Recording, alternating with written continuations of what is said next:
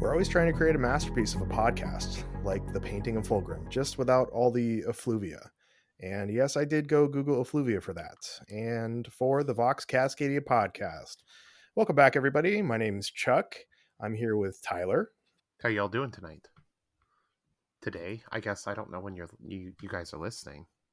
Don't assume their nighttime for timeline. me, right? It is nighttime for us too. And Connor, how you doing, buddy? Pretty good as always. Working on yet again some more hobbying and hoping everyone's having a great time listening. What have you been up to for the last week since we talked last? Have you won any other tournaments? I mean, you won 2 in a row last week.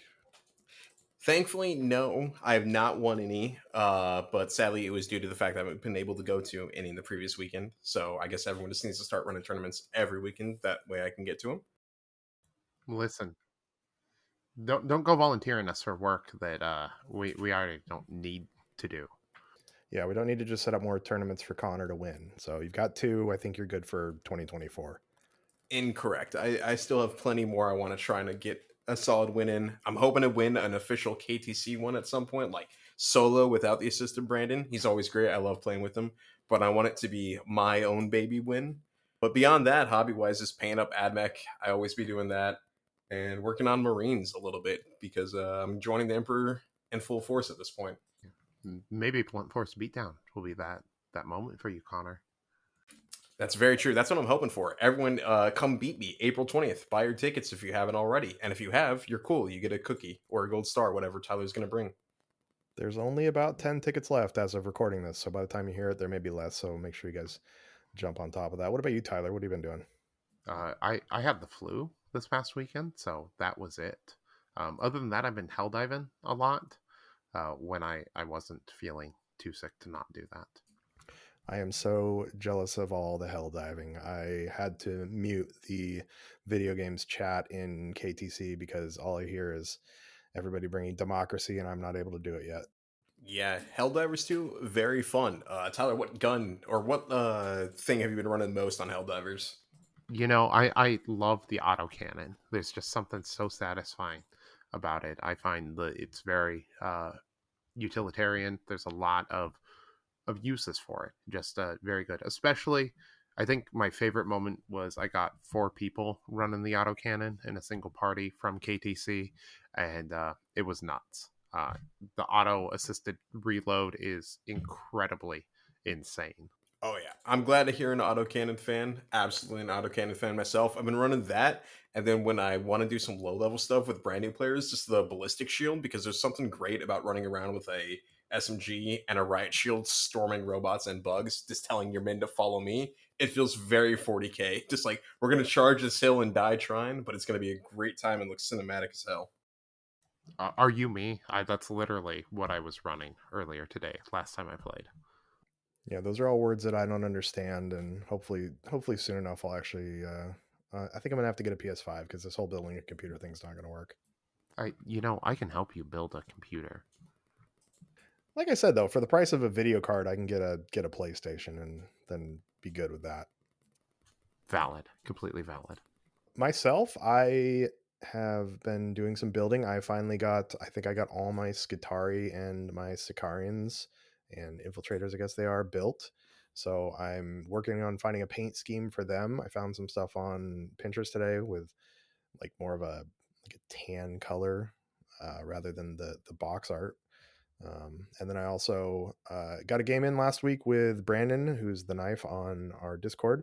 He brought his Pathfinders, and I brought the Blades of Cain again. I'm actually really liking those. I like their little tricks, and it was a pretty bloody game. I think we each had like 2 guys left at the end, and I got him by about 4 points, but it was really fun. I think Blades of Cain are really cool, and hopefully when they get buffed in this next balanced data slate next week, we will see a little bit more of them about. You know who actually really did work on the team that I was surprised, and maybe it was because I was into 7-wound Pathfinders, was the Dire Avenger with his ability to shoot twice.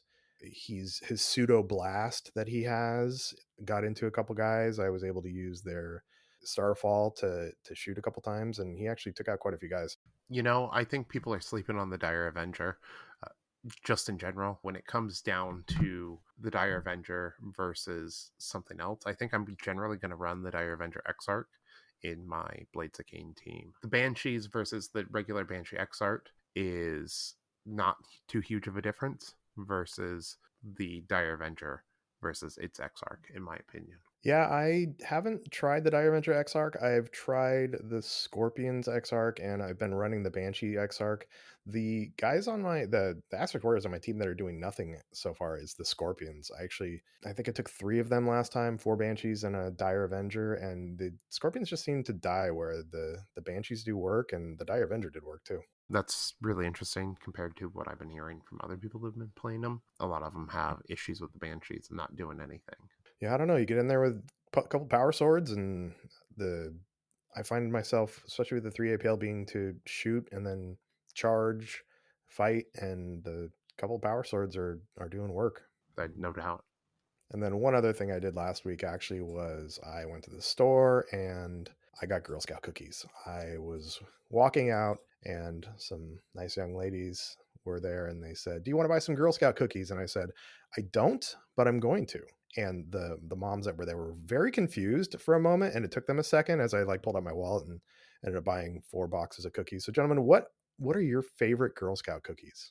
For me personally, definitely those like chocolate thin mints. You put those in the fridge so they get nice and cold, and they just hit so good with milk. Right there with you, Connor. Those thin mints, especially in the freezer or the refrigerator, is so good. So I walked away with 2 boxes of Thin Mints, but I also walked away with 2 boxes of Samoas, and I think those are my favorite. Something about a fresh Samoa where you get that caramel cream in the inside. Oh my gosh, it's amazing. I mean, anyone who doesn't like a Samoa is a little suspect. Is there one cookie that just is the worst out of them, that if somebody brought you a box of those, you'd be almost insulted?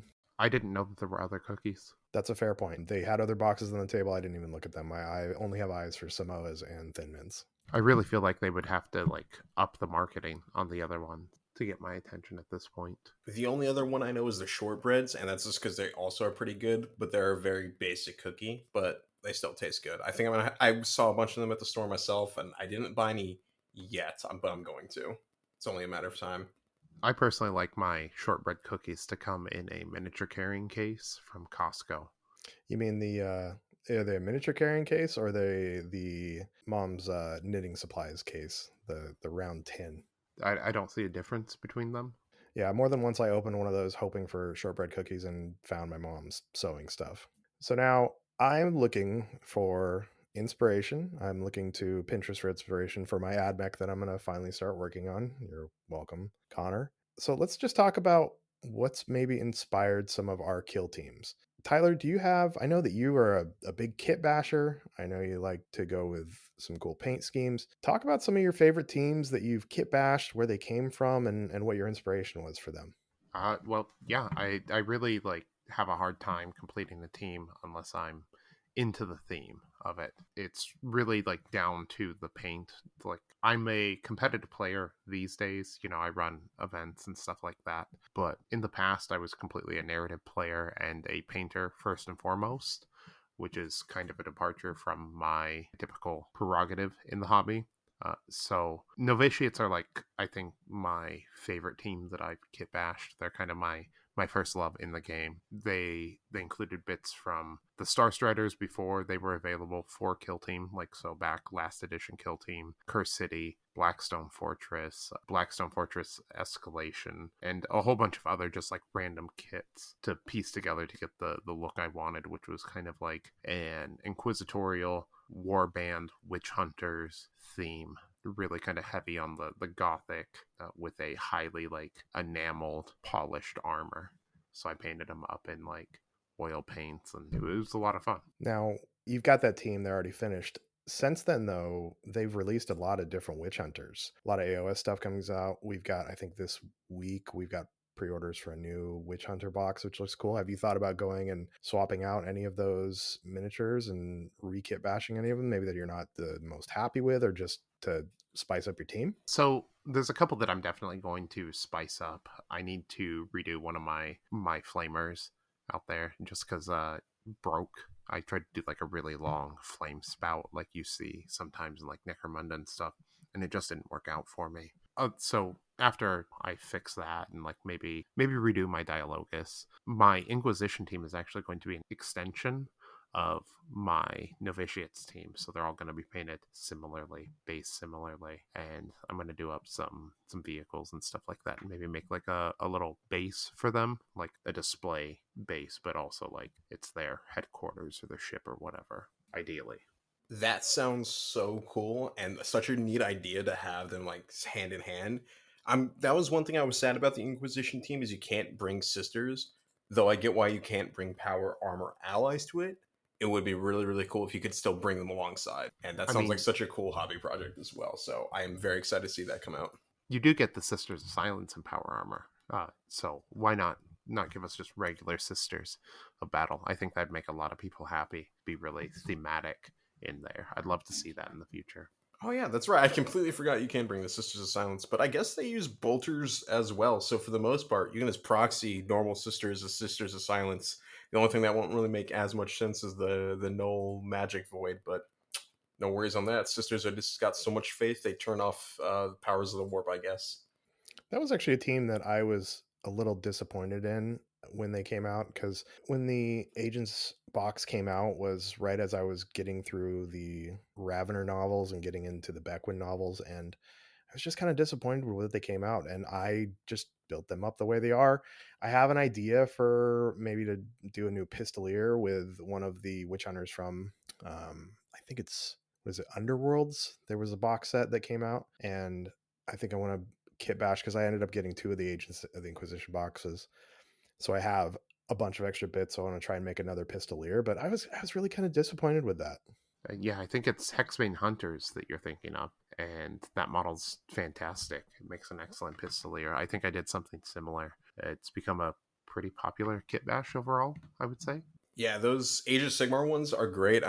I know at some point I'll probably grab those too. The Hexbane Hunters especially. And then I'm very happy, speaking of cool models, I found a old copy of if you guys even remember it, like from 2018 or 2019, the like Warhammer Combat Arena, that thing that had like four models in it. It was the original thing where the techno archaeologist for the AdMech came out, as well as like the Crusader guy and the shield and the big sword and that cool rogue trader model.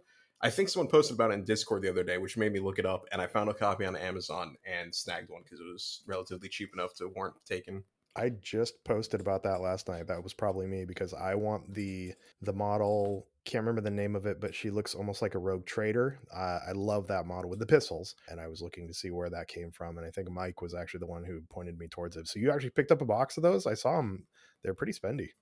Yeah, I did. It was a present to myself, but yeah, there was some more available on Amazon if you want to, grab a set yourself. I picked her up back a long time ago for my novitiates. It's actually my alternative condemner. So I have two condemner models. Before we get too sidetracked, I wanted to bring up like one of my major inspirations for my kill team, and I think 40k in general is the movie Witchfinder General with Vincent Price, which is like a 1960s movie, and he plays this absolutely awful person sent by Cromwell who like scurries the land, kills a bunch of witches supposedly, and it's just like an absolutely like gruesome evil person who's supposed to be representing God. And I think that's like really indicative of like the 40k experience with the ecclesiarchy and novitiates. I've never heard of this movie, and so now I'm very interested in what it's Witchfinder General, you said? Yeah, it's also an incredible band, and the song by the band Cathedral. So like there's a whole weekend worth of entertainment there. Awesome. All right. Well, I know what I'm doing on Saturday and Sunday now.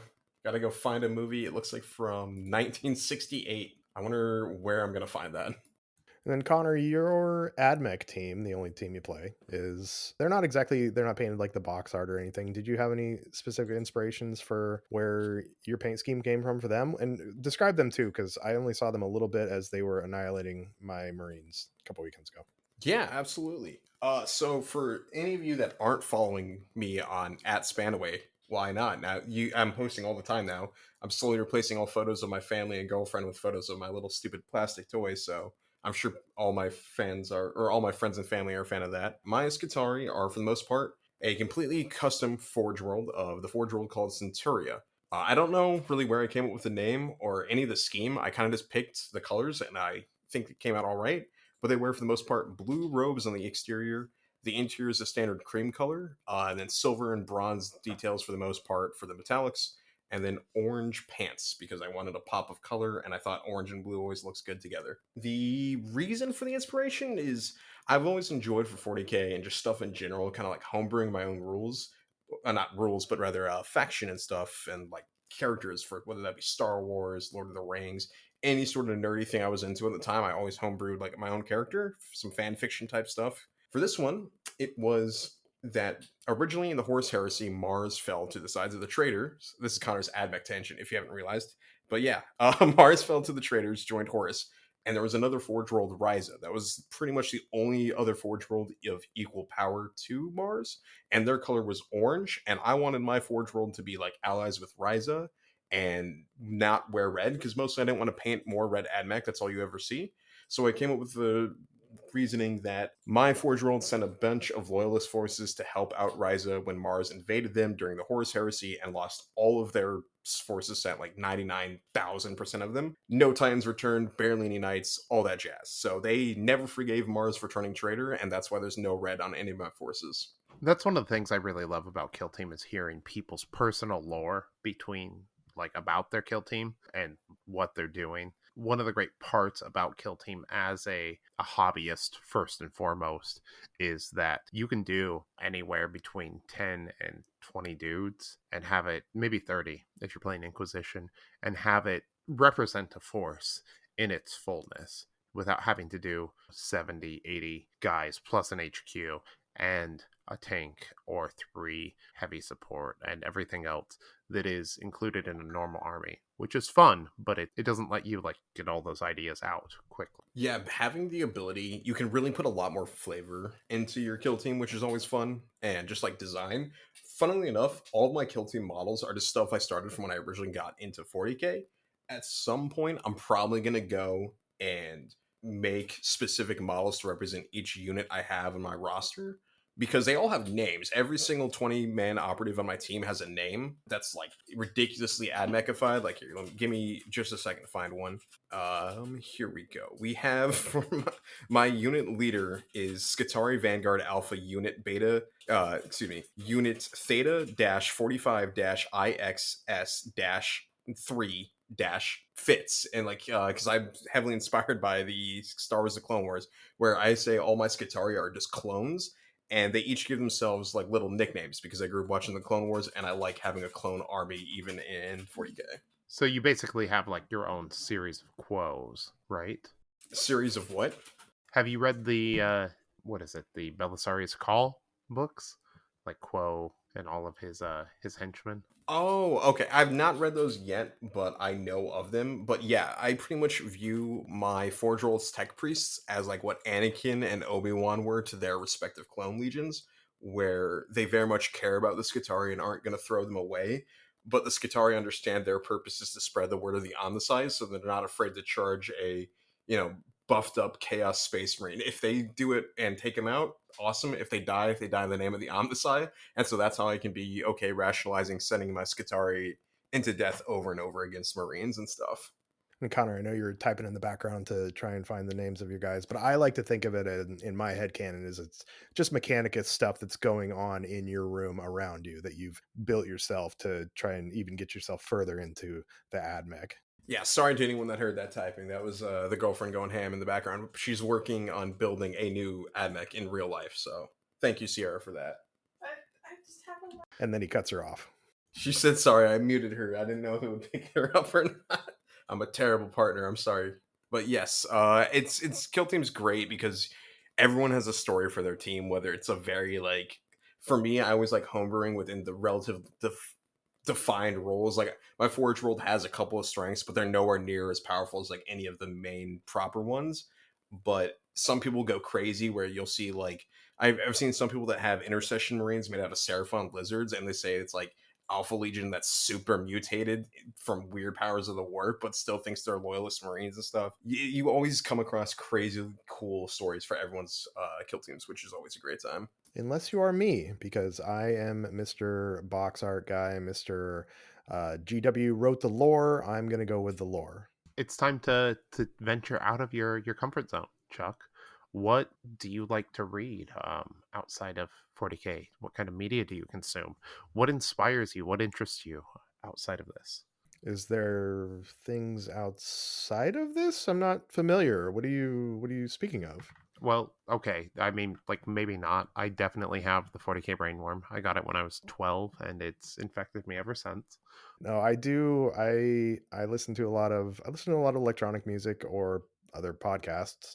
So I think the one thing that I have been actually thinking about is the Corsairs team, and I want to do a synthwave Corsairs. I was thinking about doing my AdMech synthwave, but I think there's just too much metal on them, and it'll end up being way too much blue for it. So I'm building my Corsairs. I think I have like two more operatives left, and somebody in the Discord had the same idea right around the same time and executed it before me. So I'm totally gonna look like I'm copying them, and they got there first. It's okay. Great artists steal, as the quote goes. So copy, copy, copy away. Don't let anyone tell you that you're copying someone else. If you see it and you get inspired by it, do it and try to emulate it and knock it off and do your best version of it and learn something from it. I think that vaporwave is like a great aesthetic to try and paint. I did an Infinity Force for the Combined Army Shavasti with that was like my first venture into oils and neons, and that was incredibly fun. Just to reference, it was PDX Rusty, Michael, who did the synth Eldar experiment, and they turned out amazing. So killteamcascadia.com, you can see their work there. Like I was saying earlier, I may also go though with my AdMech and do more of a dusty theme. I think it'll be going with like tan cloaks, but really dirty with a lot of oils, kind of like I did my blooded a while ago, and they painted up really quick, and I really enjoyed that. That would look sick. I've definitely seen some very like sand inspired color schemes for the AdMech. And I know there's definitely some bits makers that do like the AdMech helmets with cowboys, or like rather AdMech wearing cowboy hats, which is always a cool look, especially on the Raiders. But you could do a very cool like Clint Eastwood inspired poncho, like somehow have it look like straight out of like the old Wild West, but very mechanical in nature instead of just normal steampunk. I think that you can even lean into the roots of 40K and go something with John Blanche. A lot of his like early work and the art that he did was done with a Zorn palette. So if you're looking to use oils, that's usually what I recommend people start oil painting with, which is like a ivory white, a lamp black, a crimson, and then a ochre yellow. And basically that'll provide you with all of the colors you need to create your entire palette, and it can be very freeing. That's how I did my Felgor Ravengers. Yeah, I'm thinking I'm not going to use oils for them. I'm going to probably just stick with acrylics, but then an oil wash because I like how it makes them look dirty and grimy, and it's the next level of talent in a bottle. It's basically like Agrex Earthshade, but upscaled. I think that's one thing we need to touch on really quickly while we're talking about oils. If you are still using traditional acrylic washes, you really need to experiment with oils. They truly are something magical when it comes to getting details in it. And it doesn't have to be just grimy, too. You can have some pretty clean stuff with oils. Actually, you know what I might try is when I was at the Las Vegas Open, Nick Sherd picked me up a bottle of Noosh from Monument Hobbies, and I haven't tried it yet. So this might be a good opportunity to try that out and see if it's all that it's cracked up to be. Yeah, I remember you made me mule that back to the Pacific Northwest for you. I did, yeah. I just had a carry on, so I made Tyler bring back some stuff. The person that made people mule stuff though was Eric. Eric had people who were driving back taking all his junk back with him. So what I'm hearing is for LVO 25, we need to have between like us and whoever else comes with us, like a collective suitcase or two that we bring empty just to put swag into that stuff. Stuff we'll all end up grabbing inevitably. Yeah, I don't even know what I was thinking. I was trying to pack light and had a carry on, and I think it kept me from buying a bunch of extra junk that I didn't need. But it was, yeah, I had Tyler pack back some stuff, and I think I had some other people take back some stuff too. It was a mistake on my part. I should know this. I've been to conventions. It was a bad move on my part. Yeah, there was definitely nothing illicit trafficked back to the Pacific Northwest from Vegas. All legal, just miniatures, y'all. We would never do such a thing. So, getting back to legal topics, Tyler, do you have any other teams that you really put some time kit bashing in, or maybe a really cool color scheme you want to talk about? I worked on my Hand of Archon. I mean, like, I had the models for literally years, waiting for them to get an updated team in this edition. So I had the Shadow Stalkers from Warcry when they came out for Warcry Arena, I want to say, and they were just sitting. So partway through Kill Team 2018, Drukhari were my main. I had these other models just waiting for the day that we would get a new team ready to be kit bashed. And then when Hand of the Archon came out, I did it. And then Games Workshop saw my work and they were like, "Oh, we should release mandrakes that look just like Tyler's Hand of the Archon." So your Hand of the Archon looks a lot like the Mandrakes, it sounds like. What are you gonna do? You have any plans for the Mandrakes then? So something that GW can copy then again?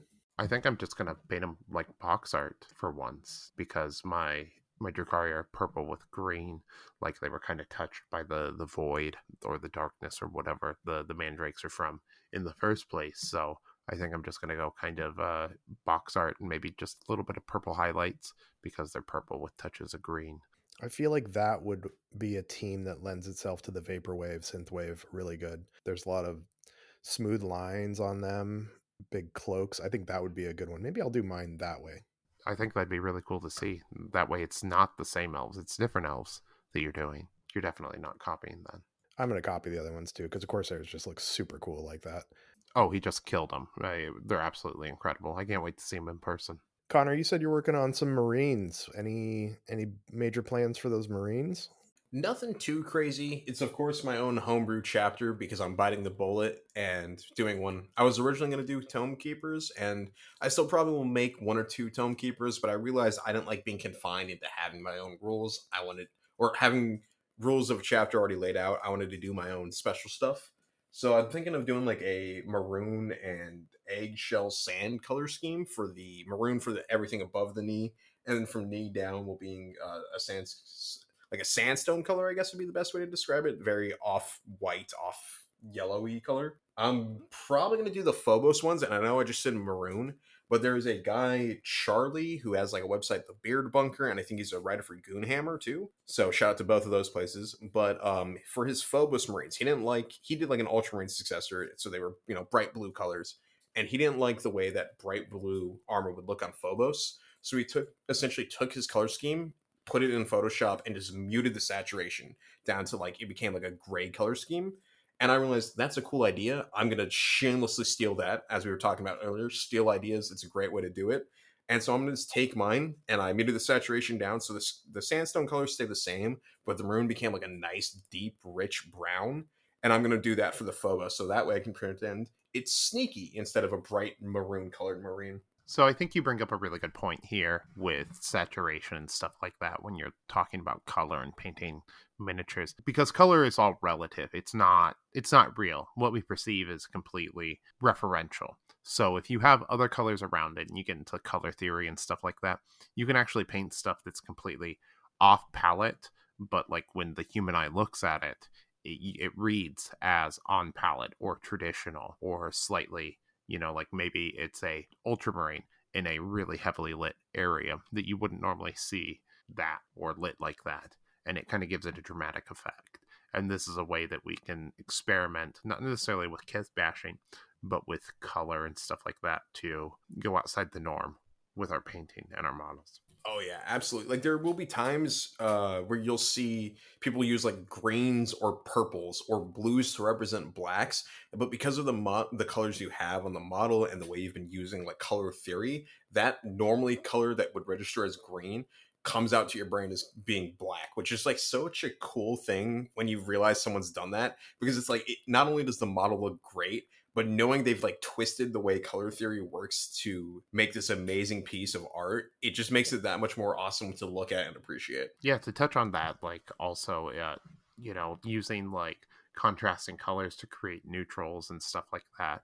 So, like if you're painting a lot of green, so say Dark Angels, using a kind of rusty red base tone for your primer and stuff like that can add a lot of natural shadows inside of it in a way that you wouldn't normally think to with colors like black and stuff like that.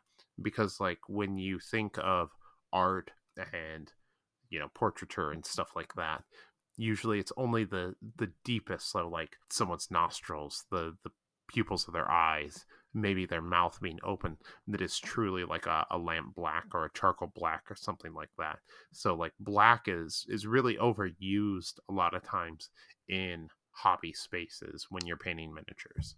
Yeah, I think black is a weird color because there's a lot of colors where you can say you're starting with a green, you can go to a brighter green or a darker green, but black is just black. So you've got to figure out how to make it read as black by using other colors like you talked about. I know that I painted some black Templars recently and it started at black and I just had to lighten it, but I didn't want to get it to that state where it's gray. I still wanted it to read as black, so I used a lot of like chipping and some scratches on it and stuff.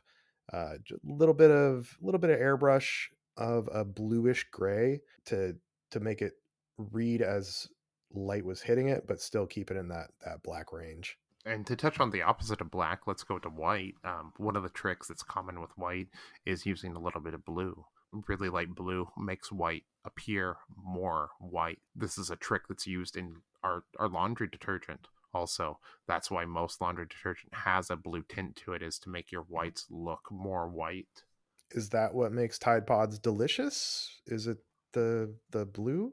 I personally always like the more firm, kind of chalky portion of it. That's true, but I don't know. Something about biting into it, you get that little gush in your mouth, and then you get sick. And anyways, we're on a tangent.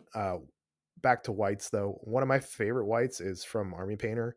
Their Shark White is a cold white. It's an actually airbrush paint, but I use it for a lot of whites because it's got good coverage, even though it's a thinner paint. It's just comes out of the bottle naturally thin, and then you can build up to brighter points on it. So if you're at the store and you find Shark White from Army Painter in their air paint section, it's killer. One of my favorite paints. I also like a light bismuth yellow from Golden as kind of like an off-white mixer. They also have this really cool kind of light greenish white that's really neat to use. It's for like if you want that cold tone to your white. Titan pale or Titan green pale. I'm a really big advocate of using artist paints. You'll hear me talk about it. Titanium white is a must in every hobbyist space, in my opinion. A heavy body acrylic titanium. I think Golden makes the best. And then I think Liquitex titanium white. But like there's a whole bunch of other really great colors that are very similar, that have like those slight yellow tones and stuff like that are worth picking up. Yeah, having a good white that you can rely on is extremely important, especially because a lot of the basic ones don't really do a great job. My personal preference is the Duncan Rhodes one for the two thin coats. The Trooper White works perfect. It's exactly what I like. And I'm very basic on my paints selection. I, for the most part, was a Citadel only guy. But the Duncan Rhodes one, the two thin coats, it very much matches up with those. And I find them a little bit, just that nice quality I like of being like both thick in saturation, but still thin enough that you can spread it easy. Otherwise, Vallejo. Everyone always recommends Vallejo, but it's true. Vallejo paint's always useful to snag a couple of those when you get an opportunity. Yeah, the Duncan Rhodes and Two Thin Coats line has been great. Their metallics are amazing, and I'm super excited to try the Army Painter Fanatic stuff. I bought the whole set at Thanksgiving on Black Friday, and it should be here hopefully before the end of this month. So I'm really excited to try that one. But if anybody comes across the Two Thin Coats, they are amazing paints. Some of my favorites right now too. Back to white, we had somebody in the Discord the other day that was actually having some real struggles painting white, and we got some feedback on it, which was one of the things was to don't start with white. If you start with, like, I start on my Templars on their shoulders, they have white shoulders, but I start with Xandri dust, which is a real tan, and then build up from there because white just has such horrible coverage unless you just with most whites. So that's one thing that I would recommend. If you can start with, or like that shark white, you start with a colder white depending on the scheme. You'll have a lot of trouble if you just start with like White Scar from Citadel because it sucks. But start with something that is darker, then you've got your shadows built into, and you can work up from there. Yeah, not a bad recommendation in general. You whites and blacks, both of them really, is a whole different ball game, and it's a different technique. But when you can learn to pull it off, it's such a satisfying feeling.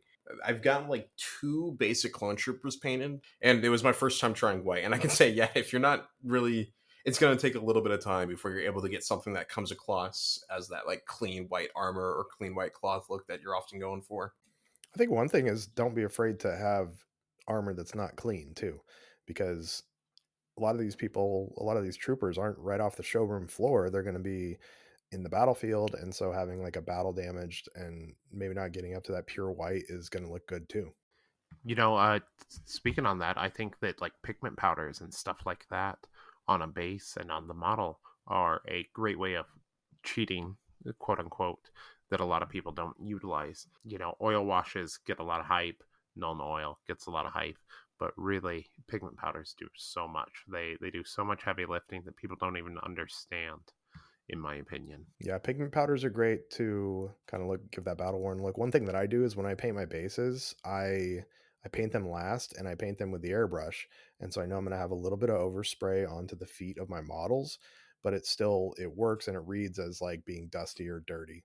Yeah, I think that's a fantastic method. Pigment powders, again, like setting them, you dust them onto the base at the very end, and you just kind of thin them down. So, it looks like their feet are actually dusty with the dirt that they're standing on. So they're not just separate of their environment, but part of it. It goes a long ways. So Tyler, you talked a little bit about inspiration and media. Say somebody wants to be inspired, was there a place that you would send them to, or a certain type of media, or just something for them to look for to get inspiration?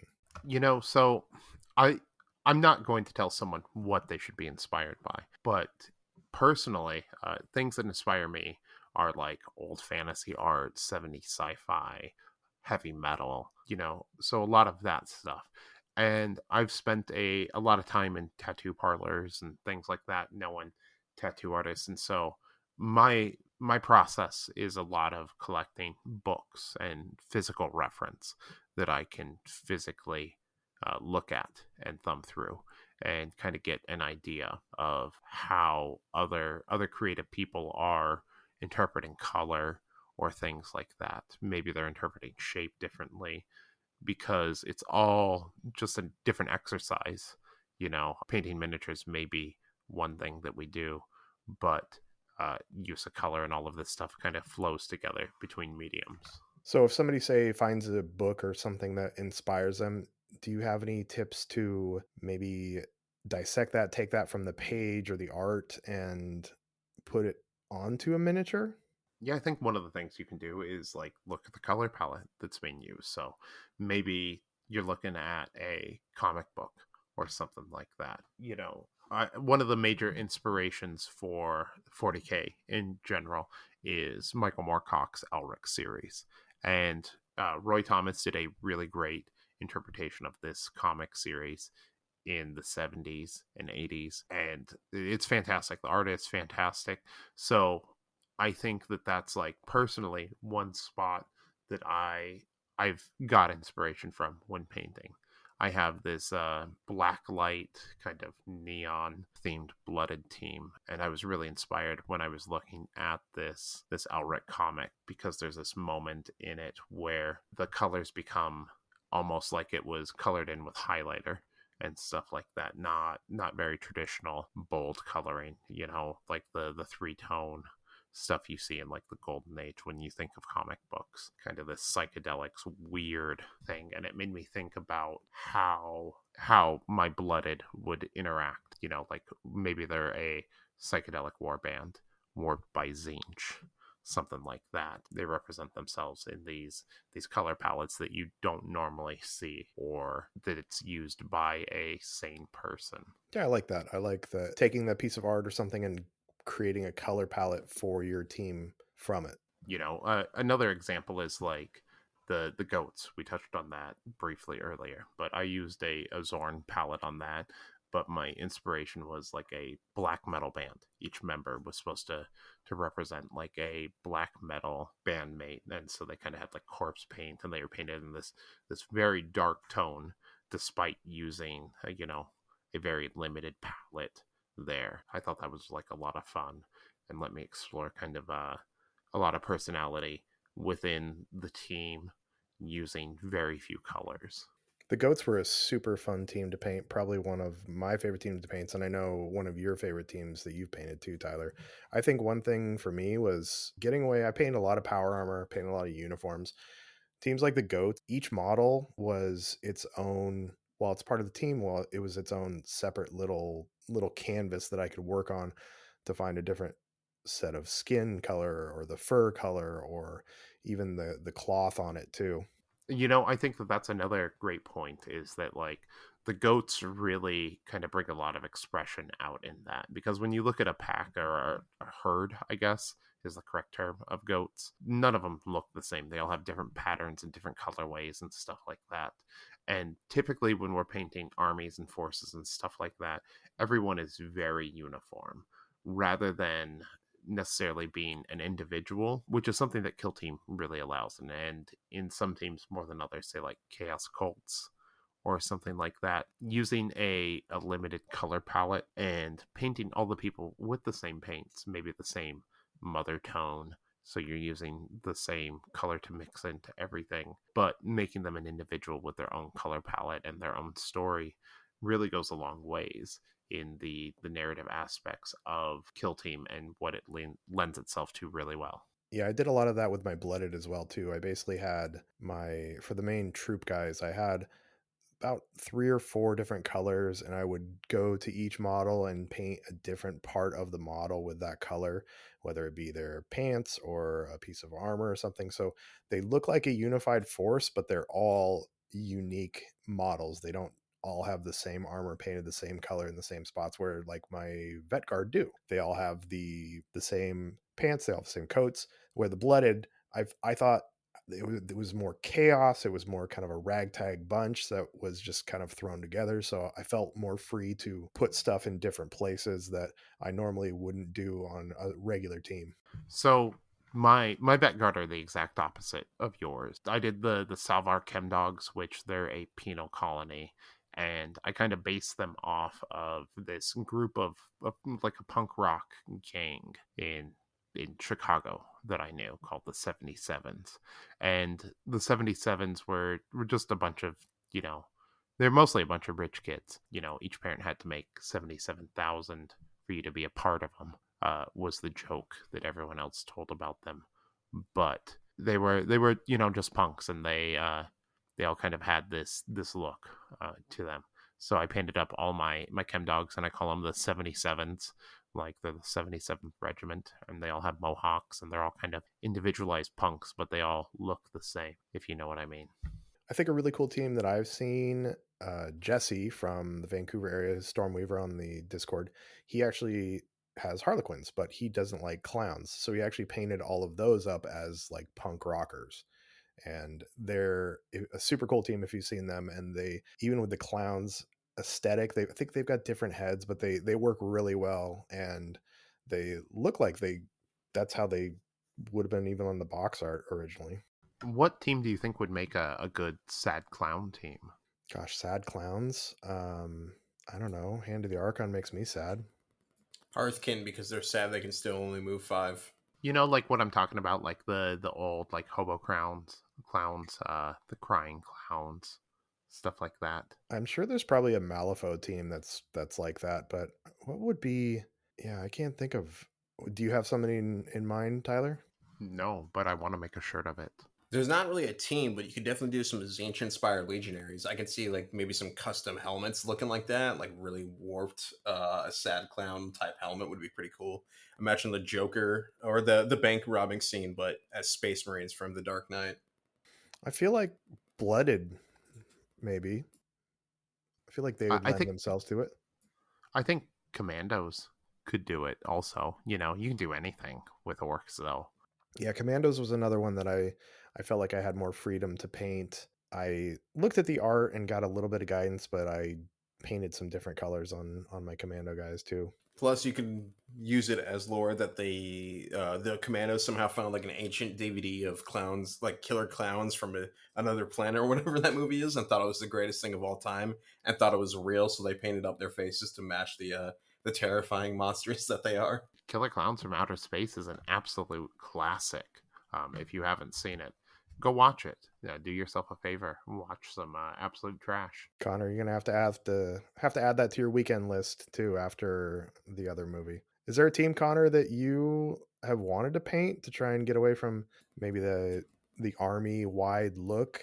Not so much painting away from a look, but when I first thought I was going to try something other than Hunter Clade, I picked up some Tempestus Scions. Like this is this is probably before even Into the Dark came out, and I always really liked like the color scheme of salmon, like the fish, with that like red and almost golden scales and the dark green. And so for a while I experimented with a lot of color schemes for Scions, using like greens, reds, and like a little bit of gold detailing. Nothing has come of it yet.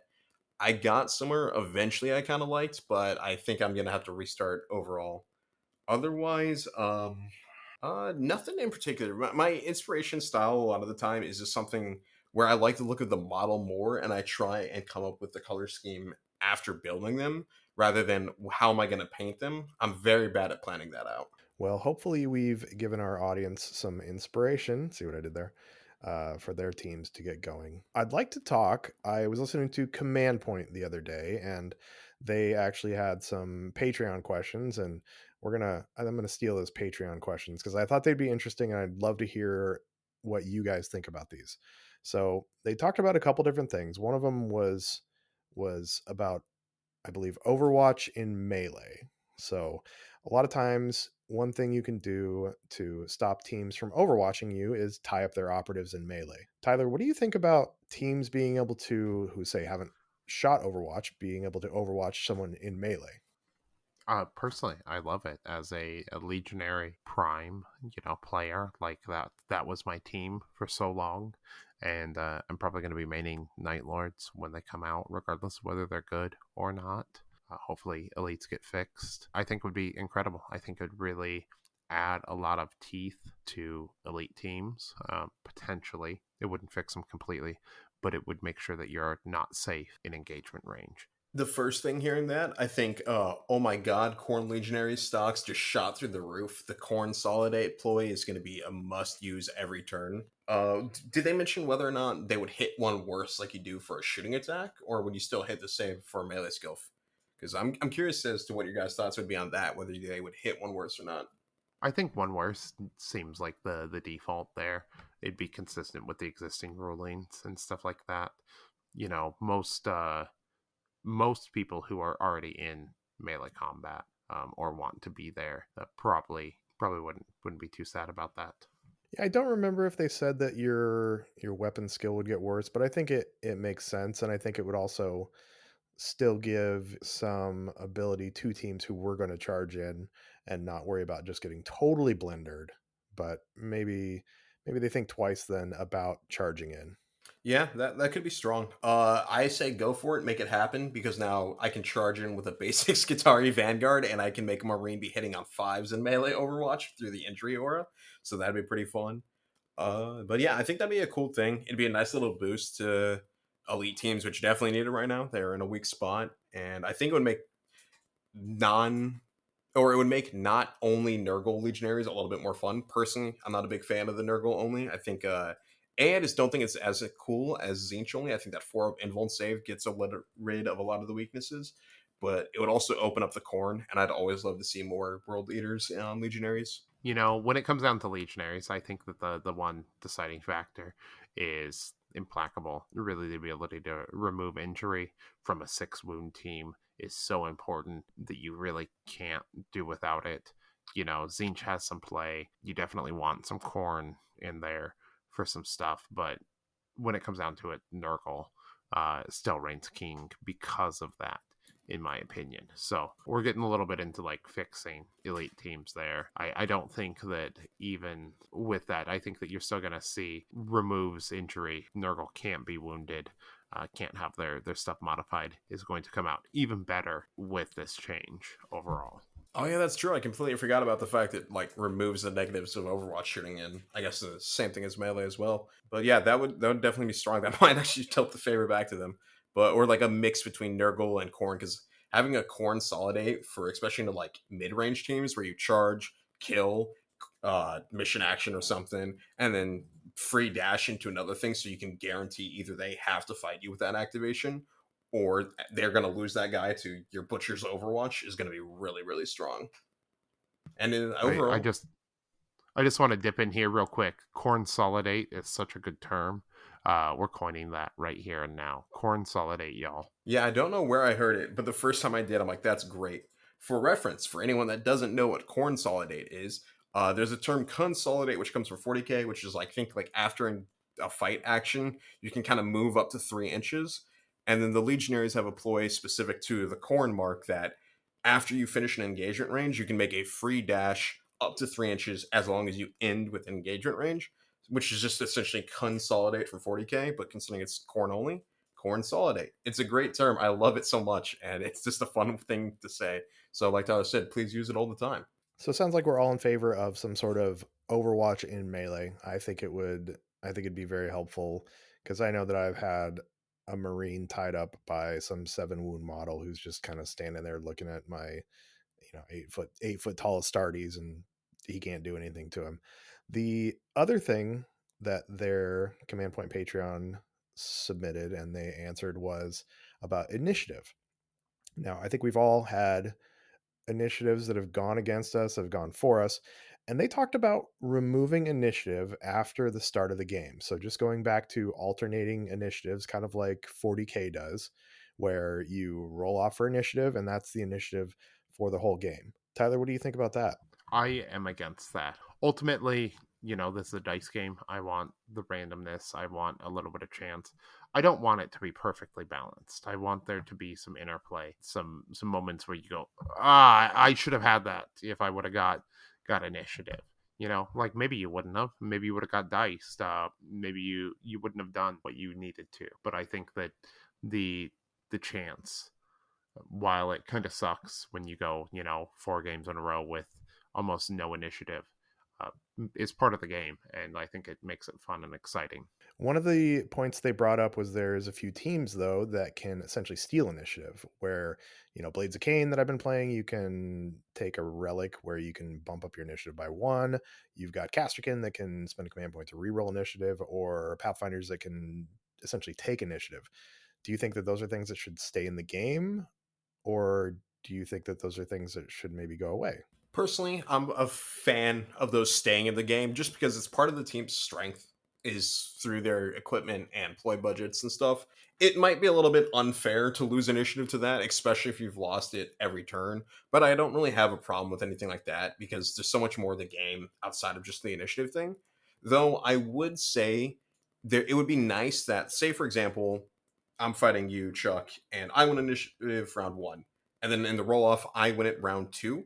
I think it would be kind of neat for like round 3 or this round 4, for example, as well. If you've lost initiative twice in a row, not only do you get the tiebreaker, you get like a +1 because it definitely feels bad for me. I've had games, especially like into other Glass Canyon teams, where because I win initiative every round, I'm able to get like my Control Edict combo playoff and just take out 2 or 3 models before they get a chance to go every time is brutal. And I think especially on the other side of that, when you lose initiative every round of the game, and it kind of feels like I didn't lose because of that, but it put me at a huge disadvantage. That's a little bit of a feels bad that I think could be somewhat mitigated while still keeping, like Tyler said, that randomness of this still being a dice game. You want a little bit of randomness in it. Yeah, I'm right there with you. I think that would be a good compromise on it. +1 after losing the previous round. I don't really know if we should go above +1. +2 seems like a lot on a roll. Basically guarantees initiative whatever round is the final round. Yeah, if you lost in all 3 in a row and then like have +2 on round 4, that's that's almost guaranteed to you. But yeah, I think like if you lose the 2 in a row, having it then for the next roll off the +1 can be really, really powerful. Well, spoiler alert, and I'll put a link to their podcast in our show notes. They were both totally in favor of removing initiative dice rolls for the rest of the game. So they feel kind of the opposite as we do, but I think it's great to have the dialogue around it. The podcast that it was on was also a great breakdown of tac ops, and didn't have specific kill team tac ops, but it had all the 4 different archetypes, and they broke them down really good, and it's a great listen. So we'll put that in the show notes. So now, besides stealing questions from other podcasts, let's take some questions from our community. We've got a couple tonight. So we'll start off with my buddy Nick. He had one that was, if you had to house rule something to be different in Kill Team, what existing thing in the game would you try to address? And we don't have to fix it. We just, something we think that we'd want a house rule to work on. You know, one of my big gripes with Into the Dark is that guard can target anyone after another model activates. So, like, you can have a model activate all the way across the board from you. The model can't even see it. And you can be like, oh, I'm going to guard. I'm going to shoot this model over here now.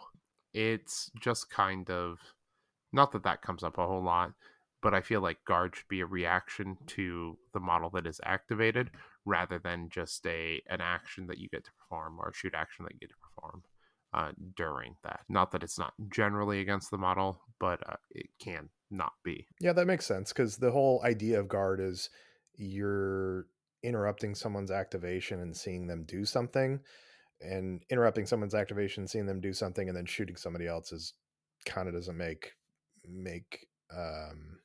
what's the word I'm looking for? Narrative sense even. Yeah, I think that the kind of nerdy online term is ludodissonance or something like that. Like it doesn't make sense in the story or the narrative of how things go.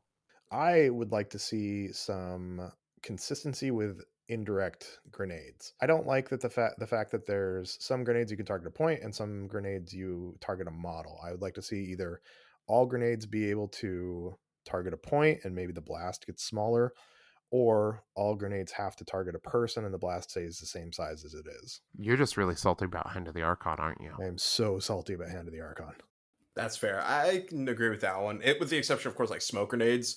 If most like damaging grenades should target a person, but like area of effect ones target a point, I think would make sense. But it's strange when there's ones that are damaging, but you pick a point and it's a point that you don't even have to see. That's definitely a weird one. Yeah, and especially ones that go through walls. Those are the ones that bug me the most. But yeah, super salty about Hand of the Archon.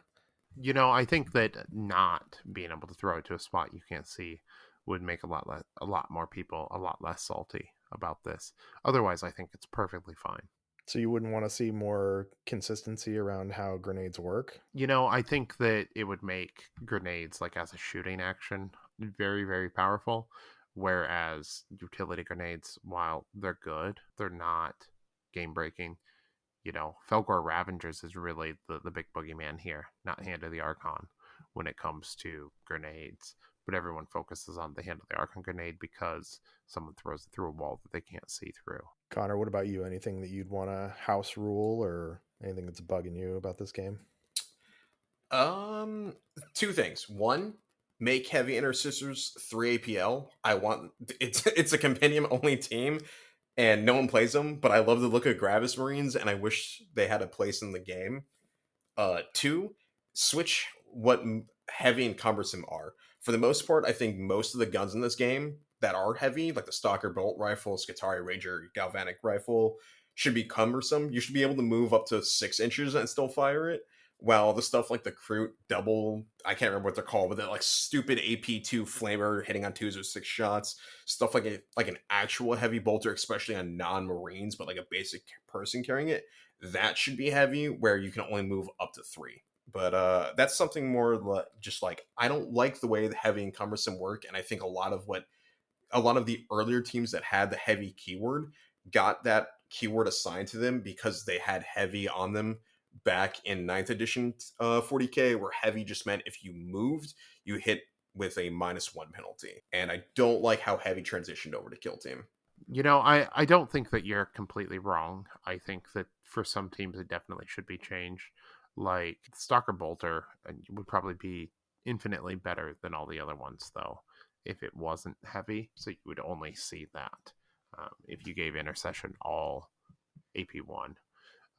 As far as like scouts, Can You Roll a Crit recently suggested in his video that all of the scout heavy gunners got unwieldy for their rule instead. So like basically a dispenser system built in to them so they can move 6 inches and still fire or do what they were trying to. And I think that would be a really positive change for a lot of teams. When you say the scouts get unwieldy, do you mean cumbersome? Because isn't unwieldy the you have to spend 2 APL to shoot?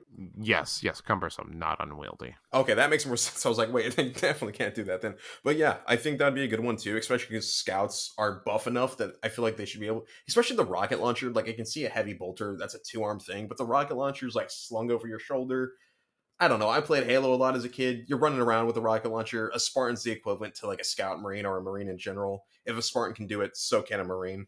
Yeah, I'm right there with you. You know, like, why don't we just give legionaries, like, get rid of the Spencer system so that they can actually take other stuff, so that the heavy isn't sometimes a negative, in my opinion.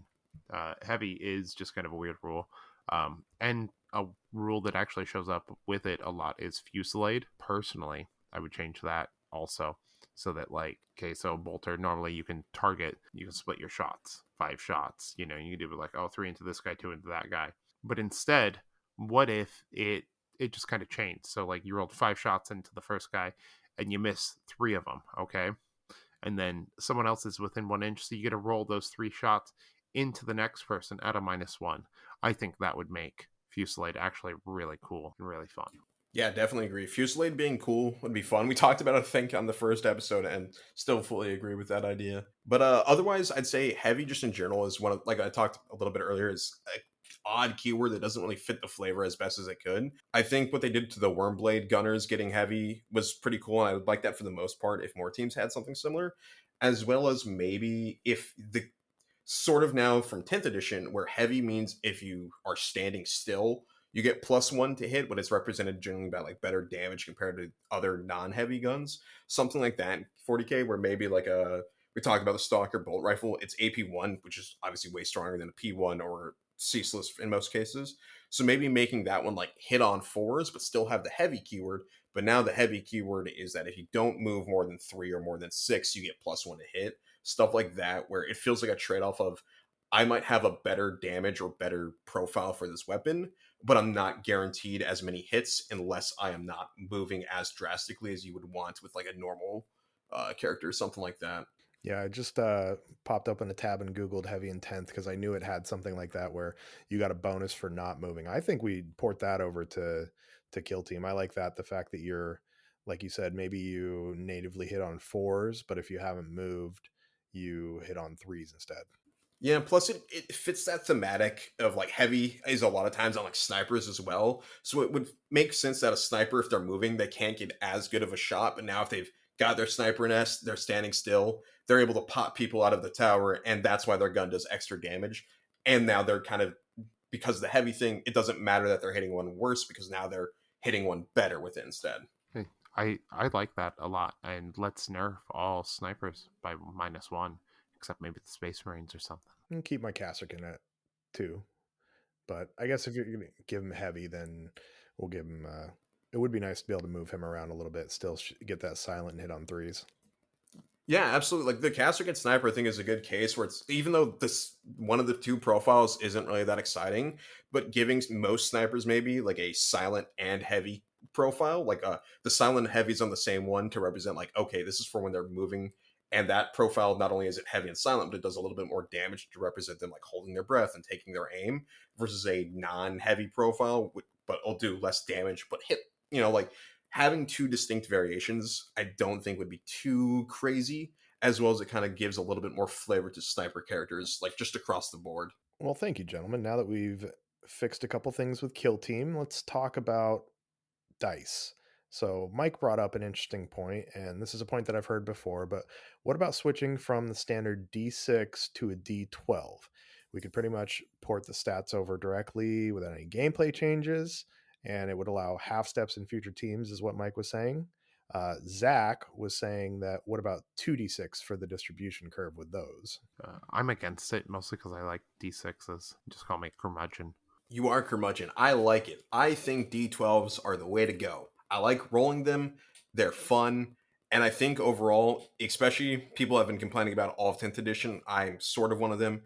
But I, in general, think it would allow for more unique balance, but also it fits the flavor. Because, like, in 40k right now, both Skitarii and normal guardsmen hit on 4s. And Skitarii's lore, obviously, I'm AdMech, my love. But just in general, it's supposed to be that they're enhanced bionic humans. So they should hit better than a guardsman who's just, most of the time like this a trained muke to hold a gun and be like, go fire at the Necron or the Tyranid or something. And I think it would add a lot more ability to balance the team where, like, say for example, if we're still doing hitting on threes, which is like 2/3 of your shots hit, Marines would be hitting, I think, on like, if it's a D12, like on fives. Skitari could hit on sixes, and guardsmen could hit on sevens or eights or stuff like that. And I think overall, like, cultists, I don't like that the base cultist team hits on fours. I don't care that they're supposed to be melee operatives. I just don't like it. They're not trained. They shouldn't hit on fours, which is better than a lot of these trained military people. I think they should be hitting on fives, but fives is way too inconsistent. So if it's a D12, have them hit on like eights or nines, so it's about a third of it or a little bit more than a third. Fits to me, at least in my brain, more flavor and makes sense to the fact that you can have more representations of like the level of training and badassery that you find throughout the 40k universe. Yeah, I'm of both worlds where I agree with Tyler, but I also like to be able to represent the training or the weapons or just more of the narrative lore piece. I don't think we do 2d6s because I love watching people roll ones, and I even when they come up on my dice rolls, I like seeing the ones too.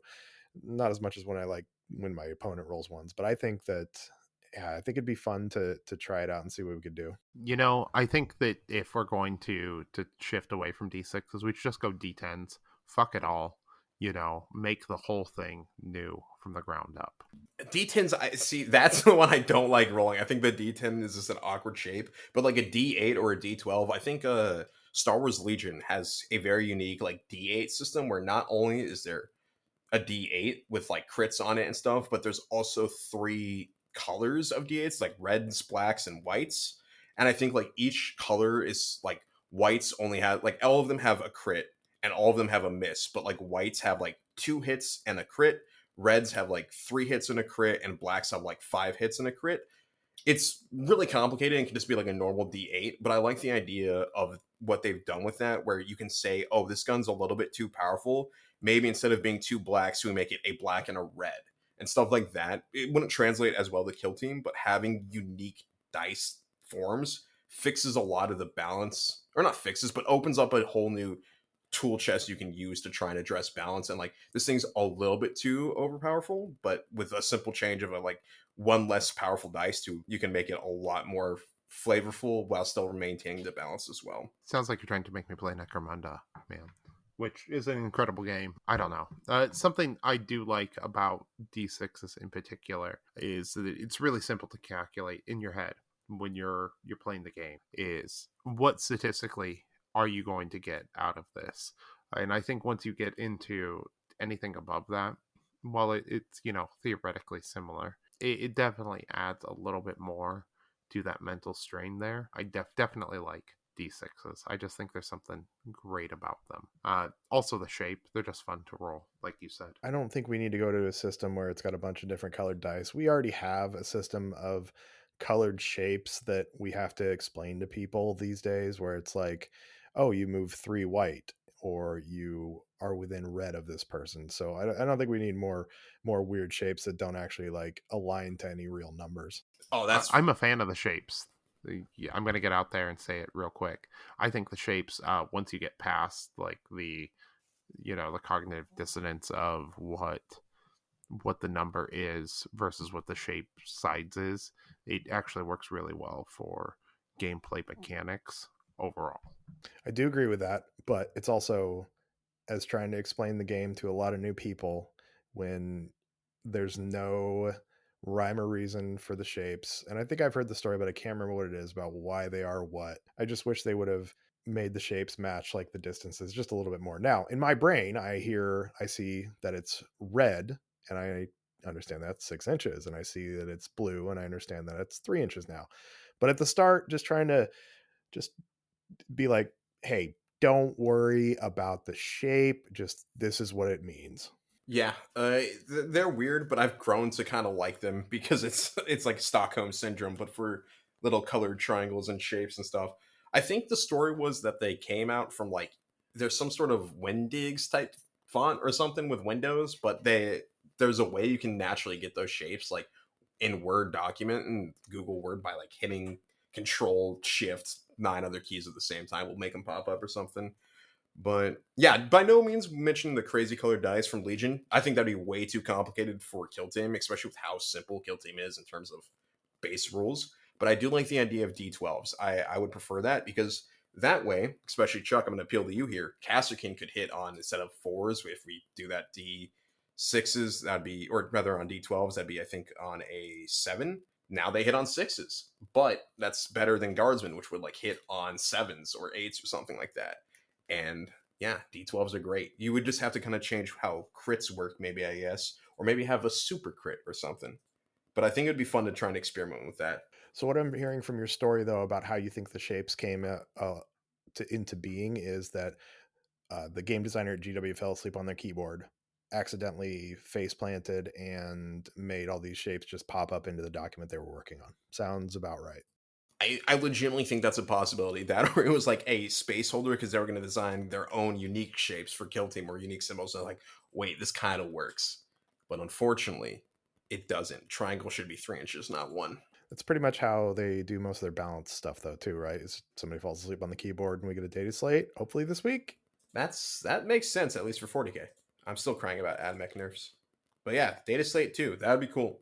Buff AdMech and Kasserkin. They're both really weak right now, and we need help, definitely. I agree wholeheartedly. So, on the topic of dice, from the community, we had Knox, who I believe is Morgan. Is that correct? Yeah, Knox absolutely. asks, That's Greg's wife. yeah, that's what I thought. And they asked, do you have any dice sets for each army, or do you have dice sets that your favorite overall? And then describe your favorite set. I personally am of the opinion that each team that I build, I buy a new set of dice, and that is the flavor of the team. And I've only kind of disobeyed this one time with my Hand of the Archon because I bought these really nice Chessex Vortex green dice. I love they're like with the black pips. They're kind of like a bright neon color with like some swirl in it. And they were the worst dice I've ever had. I think I went 6 games without getting initiative once, and I was getting diced all over the place, and I threw them away. Well, good news. Command Point is going to take away initiative, so you won't have to worry about that anymore. You just have to win the scouting phase. Me personally, I'm of the same mind. I have dice for every team that I play. Some of my favorite dice, I have at least 3 sets of Blood Angels dice. I know I have the Sanguinary Guard dice, I have the GW Blood Angels dice, and I have the Baron of dice. They're kind of a red with, they're almost like they'd be Sanguinary Guard, kind of a gold dice. Those are some of my favorites because I love the Blood Angels. Yeah, having 3 sets of dice for them should probably tell you that. Nice, yeah. Blood Angels, best of the original Legions. Fully agree on that. For me, though, absolutely. What was that? The Dark Angels? You guys are kind of garbled a little bit. No, we said Blood Angels. Were you guys raised Catholic? Yes, actually. Catholic Yeah, guilt? why? Okay, yeah, that makes a lot of sense. No wonder. There's a reason the Sisters of Battle spoke to me. Was like, ooh, nuns with guns. I can get that. But yeah, Dark Angels are cool too, and they just got their new refresh. So hopefully, Blood Angels will get something like that when their Codex comes out. I would love some new Blood Angels, like upgrade sprues, but with more unique stuff. I got to jump in on Blood Angels. Yeah, the Death Company that they gave us in 9th edition, where it was just basically like Assault Intercessors with an upgrade sprue. That was just the standard upgrade. I need more stuff. My Death Company have the bits from the old Death Company box because I've bought about 5 of those, and those are way, way, way better. So, don't you have a Dominion box sitting around, Chuck? Don't I remember? I have 2.5 Dominion boxes sitting around. I think that's perfect Blood Angel kit bash fodder. Looping back to our previous topic there. I would like to do something cool with one of the 3 boxes of Stormcast Eternals I have from the Dominion box because I think they'd be good for either like for Templars or the Blood Angels. And Lord knows I have a lot of them. I actually thought back on this, I wanted to make a Sanguinor from what's the guy with the assless chaps? I know who you're talking about, but I can't think of his name right now. From not the old world, they gave him a new model, so Yeah, Yeah, Slanesh. yeah, what is his name? He's got a sword, he's got white hair. I wanted to do him. I'll give him pants. Him with the wings from Indostra, the leader of the Dominion box, and probably throw a power pack on them. Actually, on Squidmar's channel, his little buddy, who I can't remember his name now, he actually did basically that same thing and it turned out awesome. So Connor, dice. We got sidetracked. That would be a cool kit basher as well. But yes, dice. I absolutely have a set of the Chessex dice, I go even one step further since I play both Kill Team and 40k. I try and get a set of the 12 of them that are like the bigger size dice, and then the set of 28 of them. And I try and get like a matching color scheme throughout the both of them. So I have some blue and orange ones I use for my AdMech. I have now a set of the new official AdMech ones that are red with the Cog Mechanicus symbol on the sixes. I swap between the two of those. I use the blue ones for tournaments, but the red ones I use for either marking objectives I control or when the blue dice are really not wanting to cooperate, I'll start rolling the red ones. Otherwise, I have a set of red to match the Blood Angels because I thought I was going to originally do Blood Angels. But what I'm really hoping to do at some point is get a custom set of dice made with my own homebrew Forge World symbol for the sixes and my colors and everything as well. So sixes have a toaster on them then? I hate you. No. My symbol, if for my Forge World, is half baked idea, but I want to use the medical staff with the snake on it because for a while it's, the only bracelet I wore was that. Growing up diabetic, I always had that on, so in case someone found me passed out in the street, they knew to call 911 or something rather than just thinking I was fine or something, I guess. But I want to do that, but AdMechify it, where half of the symbol will be a skeleton of the snake and the other half will be a bionic version of the snake, still alive but with robot parts on it. That sounds really cool. I would love to see that come to fruition. Thank you. Yeah, I think it would be cool to either get it as symbols of dice as well as decals to put on my tanks and knights and stuff for my AdMech army. I'm gonna get you a custom set of dice. It's just an outlet. That's gonna be your sixes. I'd actually be okay with that. That one would be pretty funny. It's not the toaster. I hate that meme so much because it's all I get told when I tell people I'm an AdMech fan. They're like, "Oh, so you like toasters?" I'm like, "Oh, not heard that one before." I know it's not original, but it's good. That's okay. I'm right there with you, Connor. As a Dark Angels fan, every time you bring up Dark Angels, they go, "Oh, chaos," and you're like, "Yeah, okay." Read the lore. There's just some of the ones just get a little bit too overdone at this point, but it's 40k. There's always going to be that. Yeah, I mean, it's part of the space, right? Mm-hmm. They're classics for a reason. All right, so we've all got our favorite dice. We're gonna get Connor some new dice. Sean wanted to know. We talked about Bounce Data Slate earlier. Sean wants to know who's getting nerfed, who's getting buffed, and how. They're gonna make Void Dancer's grip 6 EP just to hurt them right before next edition. I hope. Fingers crossed. I've been hoping for that for a long time, and it hasn't happened yet. That'd be good. Make intercession scopes limited. I'm tired of seeing constant AP from them. I want to see less AP, even though I can deal with them. I just don't like it. I think it's locked them into a single play style, and people don't experiment with the team enough anymore. Yeah, I'm right there with you. I think Intercession are a good team, not top of the tier, but it just should be fixed in general. Everyone already knows all the stuff that needs to be fixed, like Commandos and Felcor and stuff like that. So I feel that's kind of boring to talk about in general. What are some teams maybe we could buff that really need it in a weird way? I mean, everybody talks about Warp Coven, but Warp Coven just sounds like they need a whole rework. I think the cops still need a little buff, and I think sounds like the dwarves still need a little buff. Yeah, absolutely. I think cops, they just need that little bit of push. Maybe an actual gunner on the team would change them. Making that one ploy that only their leader can do, making that just a leader ability, and introducing a new ploy entirely, I think would be kind of neat. I'm trying to remember what the name of that. Let's go to friendly Wahapedia. The execution order. It's already free. Just make that an ability. Don't make it cost anything, and give them a new fourth tack ploy. I think would be a solid step in the right direction. I think we talked about it last podcast, but I just want to see it. I want them to be able to arrest more people. That'd be a good one. Yeah. I think actually Brandon was pointing out, Brandon Bean, he of many names, was pointing out that the Castigator can actually arrest a scout because scouts are only 10 wounds.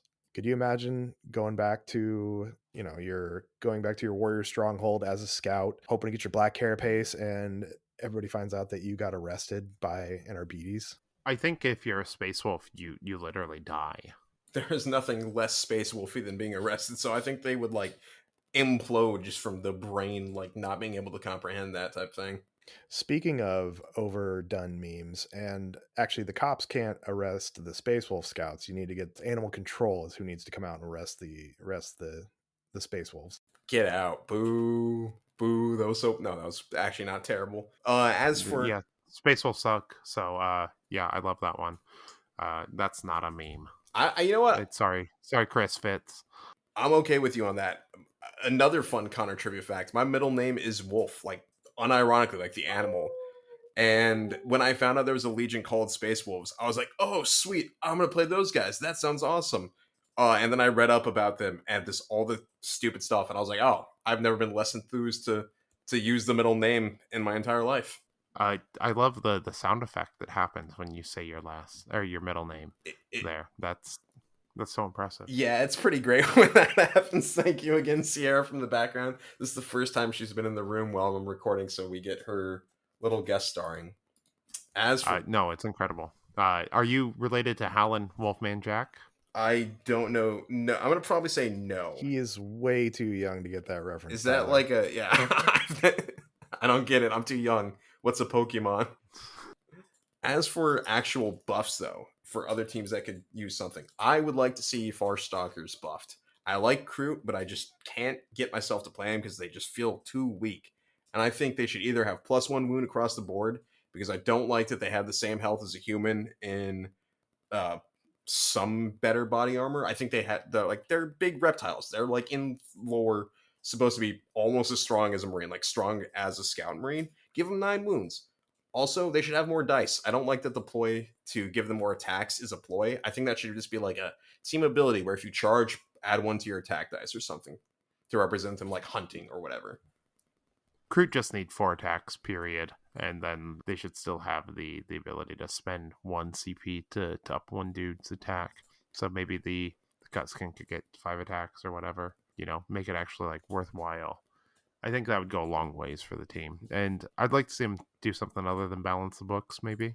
Yeah, it seems like they're pretty, from the game and a half I played of them, they're pretty penned in with that. You got to do balance the books, implant, and whatever the other one. Oh, recover item. So yeah, it would be nice to give them a little more that they could do. I do like the idea of this base 4 attacks and then plus up to 5 because a lot of melee specialists are at 5 now. So yeah, that wouldn't be terrible. And yeah, I really like the Kroot. I love their models, but the team just doesn't do it. And I think it's in part because the power fantasy of playing these like awesome bounty hunter reptiles just doesn't come through as much when you're playing as them. They just feel a little bit too weak stat wise to me. They are real squishy. Speaking of squishy too, is what do you guys think about Blades of Cain? The Exarchs save on 3s, but everybody else saves on 4s. What about making the whole team save on 3s? I love that. I think they should save on 3s, hit on 3s. Traditionally, or at least the Striking Scorpion should save on 3s. But traditionally, the Aspect Warriors were as good as Space Marines at whatever they did. So, they really should be pretty durable. I would love to see, the Dire Avenger, like everything just on 3s across the board, pretty much for them. I think the team needs a little bit of love, and hopefully we get there. Yeah, having played against them now twice, I think that'd be totally fine because saving on 3s is pretty powerful. But when you're at 8 or 9 wounds, it's not that significantly more, especially because they're a very melee focused team as is. So a lot of their damage they're not mitigating because you're going to be getting a hit back, at least most of the cases, back onto them. So a las gun going through and doing half their health doesn't seem absurd to me. Also, I think that, as an 8 model team, which is like pretty small, they get out activated pretty easily. It really doesn't change too much for their survivability. Another buff on the Eldar front I would like to see included is Hand of the Archon get 1 pain token at the start of turn 2. Turn 1 would probably be a little too much, but start of turn 2 would probably be really great and help out the team a lot. Do you think something akin to the Casterkin where they get bonus elite points when their leader's alive? Do you think like maybe +1 starting, I guess probably like you said on round 2, but then maybe an additional one like on round 3, another +1 as well, if the leader's still alive would be enough to kind of boost them into that stage where I'd love to see Hand of the Archon, but you don't see him too often. So I think that the big thing with Hand of the Archon is that they are very hit or miss. You can get dice pretty easily with them. They don't have a whole lot of access to rerolls and stuff like that. Without the ability to start kind of the pain token engine where everything starts kind of rolling with the team, it becomes very difficult to get anything done if you mess up one of the attacks or you don't get initiative. It can very easily just kind of fall apart for the team. And I think that that's their major weakness and why we don't see them performing better than they are. Yeah, that's totally fair because, like you said, they're an engine, and if that engine doesn't get started, it's not going to be enough in time. They're just, especially because aren't they a 2 APL team across the board, but without any sort of dedicated comms man besides like the Flayer? Yeah, they are a 2 APL team, period. And then you can spend an APL or spend a CP to get a move and a dash right next to each other. So move dash or dash move, not like Corsairs where you can do a free dash whenever. So it really affects their action economy quite a bit. I think those dirty elves and their dirty grenade are totally fine. In fact, we need to just nerf them into the ground. No more pain tokens. Let's get rid of pain tokens. I have a very big problem with them. No, they're fine. I've just got some lasting memories of being brutalized by them. I feel that if we're just nerfing teams, nerf Cultists more. I don't like them. That or give me more blast on AdMech or any blast, really, please. Can we buff legionaries just for Jack? Just for Jack. For Jack, I want proper bespoke Death Guard. They're so close. I don't understand how they haven't gotten a White Dwarf, even though White Dwarf seems to be dead for releasing kill teams. But like a Warhammer community article, please. Like they have the models, just make it happen. That or when season 3 comes out, I want like Death Guard versus World Eaters as the starting box for that season. Give me the Space Marine Heroes Death Guards as a 7 model elite team, please. That's it. Ooh, that could be interesting. 7 model, but because they're slow, that's kind of the trade off of like if you keep them at 5 inches base move or something. Okay, I like that. That opens a lot of like interesting design abilities. I think they could do something neat with that. Well, we should maybe episode after next. We talked about designing our own kill teams, and Tyler's got a couple ideas there. Maybe we come back with the design a kill team episode in the future. I would love to do that. So much of my time at work when it's really slow is spent writing in a little notepad of like, how can I make Compendium Sisters a team, or how can I make World Leaders a team? How can I make there's so many of the factions that don't have it. How can I make that a team, or like what would be a cool mechanic to try and give them, and how would that build the team around it? Oh man, I'm like I have such mixed feelings about a lot of the community homebrew stuff. I think it's cool like narratively, but like I really want to see stuff like played and tested and implemented and balanced generally. Oh yeah, very Yeah, but true. they don't do that right now to begin with. So what's wrong with us not doing it? I mean, have you seen some of the stuff the community releases occasionally? Like they'll be like, "Hey, check out this team I created. It's my fan Grey Knights," and like there's one fan Grey Knight out there that's pretty dope. And then there's this other one that I've seen, and it's like, "Oh, this is horribly imbalanced." I can see it's a power fantasy for you. Yeah, I think it's sometimes hard to take the things that you love and make them either realistic or give them some faults, and you probably see a lot of that. Yeah, it's as someone who does a lot of the homebrew, but not really like I haven't released anything yet, but it's definitely a thing of like, how can I make this fit the fantasy without being too absurdly powerful? And I think a lot of it is you got to look at teams that are already out there and try and take and like not copy and paste, but like copy, swirl it a bit, then paste. Like the idea for a world leaders team is it's almost as akin to legionaries, but with even less shooting. Because I'm trying to build it like the idea is if you're building this out of a normal World Leaders Berserker box, they have no long range weapons and they have 2 options for plasma. But I think the idea is that like if you make a super melee team, they shouldn't have range. And how do you keep that equally fun as both the player and the opponent is a fun challenge in itself to put that in the design headspace. All right, Connor, you're giving away all the good stuff. We got to keep the people coming back, and But one note on that, we all played with toy soldiers as we were kids, like, and we just made our own rules up. So that's what we're going to do in a future episode. Absolutely. That sounds very fun. The one thing I will not stand, we're doing no Terminators. I swear to God, every day there's a can I play Terminators and Kill Team question, and on the subreddit or on one of the like servers or something, and every time I have to say no because I just don't. A, I hate Terminators, and B, they're not appropriate for the game. Stop trying to play Terminators. I love Terminators. I think they're so fucking dope, but they do not belong in Kill Team. Keep them out of my Kill Team. No Terminators. Kill Team 2024. All right. So if you guys have a quick, like, 45 minutes, I'm going to tell you about my Terminator team right now and why it's the best thing ever. Okay. 20 APL, 20 movement. It's totally balanced.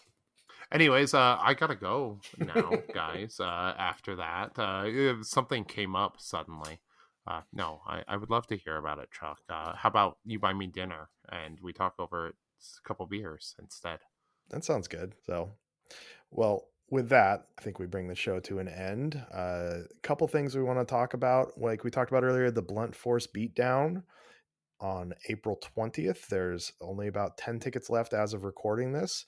So make sure to grab yours while you can. It's a 48 player tournament going to be held at Guardian Games in Portland, Oregon. Great place to hold games. Speaking of beers, they got beers there, and it's going to have the same usual KTC prize support with first, second, third, as well as hobby and sportsman. We're going to have a bounty board. We're going to have a raffle. What else are we going to have? I mean, like, first off, let's talk about the bounty board real quick. If you haven't ever been to one of our events, our bounty board really kind of makes the game a lot of fun.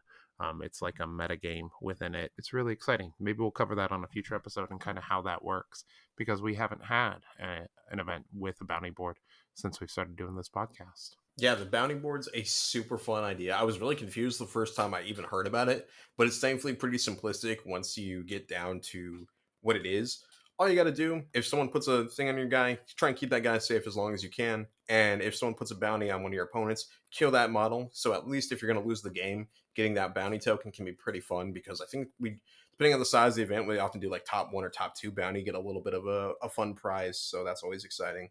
And plus, it's so fun to just slowly accrue that stack of tokens. And we have some pretty cool stuff coming up for the bounty and Blunt Force Beatdown, like a completely custom kit bashed model that flew all the way from Australia to be here in the Pacific Northwest and raise some money for charity. So that's really exciting. I hear we may have that Mr. 500 here on our podcast here in a couple weeks. Flew all the way from Australia, and boy, are its arms tired. Dad jokes. Anyone? I hate you. I know. Yeah, I'm dying a little bit. Good, it's working then. Roll a save.